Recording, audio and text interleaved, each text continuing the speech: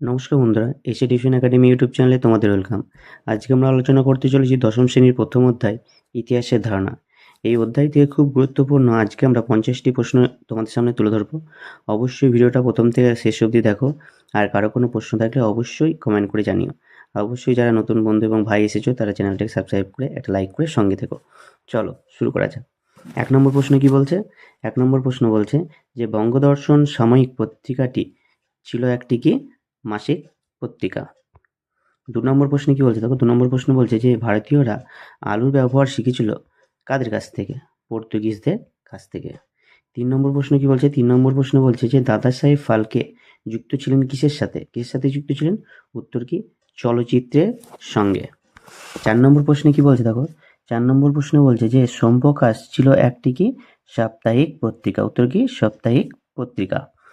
5 নম্বর প্রশ্নে কি বলছে দেখো, 5 নম্বর প্রশ্ন বলছে যে ভারতে ফুটবল খেলার প্রবর্তন করেন কারা?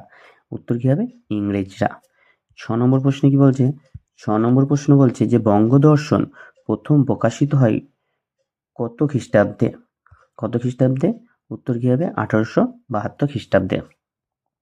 7 নম্বর প্রশ্নে কি বলছে দেখো, 7 নম্বর প্রশ্নে বলছে যে ভারতে নিম্নবর্গে ইতিহাস চর্চা জনক হলেন কে? উত্তর কি হবে? রণজিৎ গুহ। 8 নম্বর প্রশ্নে কি বলছে দেখো, ভারতের প্রথম সাপ্তাহিক সংবাদপত্র হলো? উত্তর কি? বেঙ্গল গেজেট। 9 নম্বর প্রশ্নে কি বলছে যে ভারতের প্রথম সংবাদপত্র হলো? উত্তর কি হবে? বেঙ্গল গেজেট। 10 নম্বর প্রশ্নে কি বলছে যে ভারতের প্রকাশিত প্রথম ইংরেজি ভাষার সংবাদপত্র হলো কোনটি? উত্তর কি হবে? বেঙ্গল গেজেট। 11 নম্বর প্রশ্ন কি বলছে? বলছে নবান্ন নাটকের রচয়িতাকে? উত্তর কি হবে? বিজন ভট্টাচার্য। 12 নম্বর প্রশ্ন কি বলছে দেখো, 12 নম্বর প্রশ্ন বলছে যে সংবাদ প্রভাকর পত্রিকার সম্পাদক কে ছিলেন? উত্তর কি হবে? ঈশ্বরচন্দ্র গুপ্ত।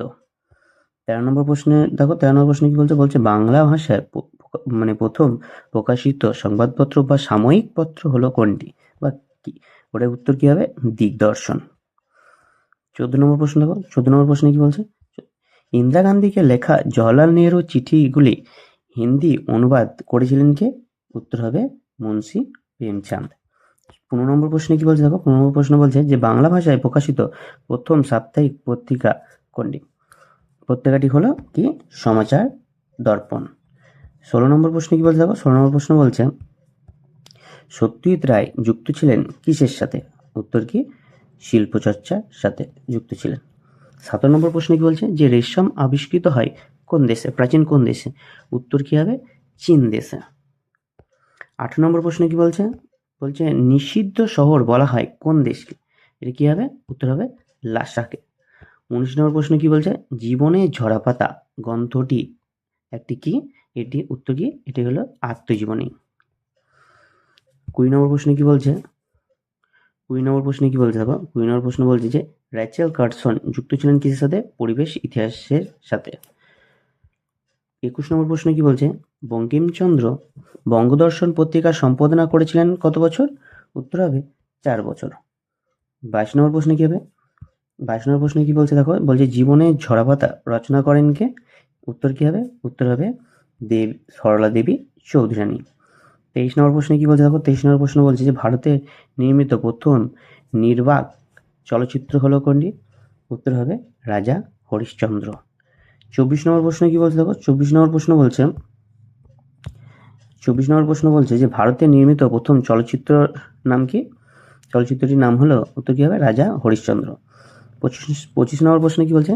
যে সংস্কৃতির শহর বলা হয় কোন শহরকে? উত্তর কি হবে? কলকাতাকে। 26 নম্বর প্রশ্ন কি বলছে? বলছে কুচিপুড়ি যে রাজ্যের নৃত্যশৈলী সেটি হলো? উত্তর হবে অন্ধ্রপ্রদেশ। 27 নম্বর প্রশ্নে কি বলছে? 27 নম্বর প্রশ্ন বলছে যে কলহনের রাজতরঙ্গিনী হলো কি? উত্তর কি হবে? স্থানীয় ইতিহাস। 28 নম্বর প্রশ্ন কি বলছে? 28 নম্বর প্রশ্ন বলছে যে জীবন স্মৃতি প্রথম প্রকাশিত হয় কোন পত্রিকায়? উত্তর হবে প্রবাসী পত্রিকায়। 29 নম্বর প্রশ্নে কি বলছে? বলছে হিস্ট্রিওগ্রাফি কথাটির অর্থ কি? উত্তর হবে ইতিহাস চর্চা। 30 নম্বর প্রশ্নে কি বলছে দেখো, 30 নম্বর প্রশ্ন বলছে 30 নম্বর প্রশ্ন বলছে যে কলকাতা বিজ্ঞান কলেজের ইতিহাস অন্তর্ভুক্ত হবে? উত্তর কি হবে? বিজ্ঞান প্রযুক্তির ইতিহাসে। 31 নম্বর প্রশ্ন কি বলছে দেখো, 31 নম্বর প্রশ্ন বলছে যে ঔপনিবেশিক শাসনের মনোভাব জানার জন্য প্রধান ঐতিহাসিক উপাদান কি? উত্তর কি হবে? সরকারি নথি। চলো 32 নম্বর প্রশ্ন কি বলছে দেখো, 32 নম্বর প্রশ্ন বলছে যে ভারতের ঔপনিবেশিক অরণ্য আইন প্রধানত উত্তর কি হবে? পরিবেশে ইতিহাস চর্চার বিষয়। 33 নম্বর প্রশ্ন কি বলছে যে বাংলার নমশূদ্র আন্দোলনের ইতিহাস কি? উত্তর হবে সামাজিক ইতিহাস চর্চার বিষয়। 34 নম্বর প্রশ্ন কি বলছে, 34 নম্বর প্রশ্ন বলছে যে সরকারি মহাফেজখানায় পাওয়া যাবে কি পাওয়া যাবে? উত্তর কি হবে? সরকারি অধিকারিত্বের আবেদন বা প্রতিবেদন। 35 নম্বর প্রশ্ন কি বলছে যে জীবন স্মৃতি নামক আত্মজীবনী হলো কার? উত্তর হবে কবিগুরু রবীন্দ্রনাথ ঠাকুরের। 26 নম্বর কি, 26 নম্বর প্রশ্ন কি বলছে দেখো, এই 36 নম্বর প্রশ্ন কি বলছে, 36 নম্বর প্রশ্ন বলছে জীবনের ঝরাপাতা যে পত্রিকায় প্রথম প্রকাশিত হয় তা হলো উত্তর কি হবে? দেশ পত্রিকায়। তারপর দেখো 37 নম্বর প্রশ্ন কি বলছে, 37 নম্বর প্রশ্ন বলছে যে ইতিহাসবিদ্যাকে অন্যান্য বিদ্যাচর্চার জননী বলে অভিহিত করেছেন কে? উত্তর হবে জি.এম. ট্রেভেলিয়ান।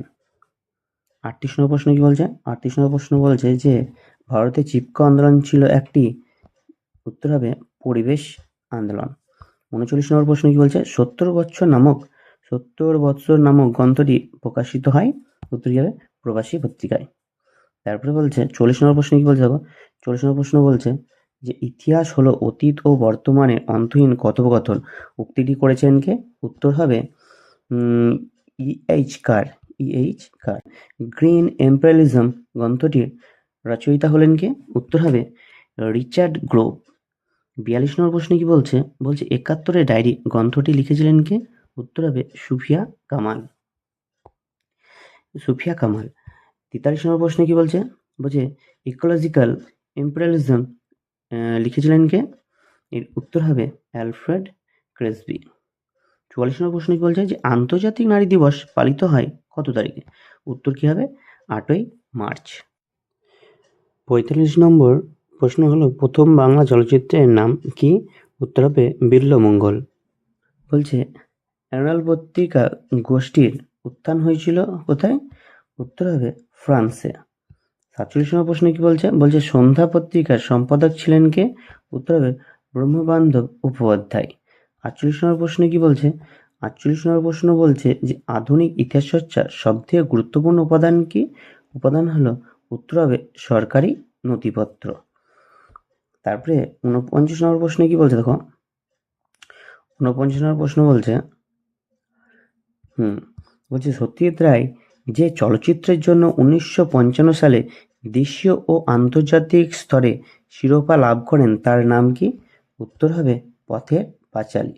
50 নম্বর এবং আজ এই ইতিহাসের ধারণা যে দশম শ্রেণী প্রথম অধ্যায়, এটা শেষ, মানে প্রথম পার্টে এটাই শেষ প্রশ্ন। কি হচ্ছে 1911 সালে আইএফএ শিল্ড জয়ী মোহনবাগান দলের অধিনায়ক ছিলেন কে? এর উত্তর হবে শিবদাস ভাদুড়ী।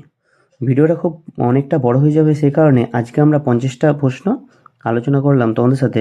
বাকি আরও 60+ প্রশ্ন তোমরা পরবর্তী ভিডিওতে পেয়ে যাবে। অবশ্যই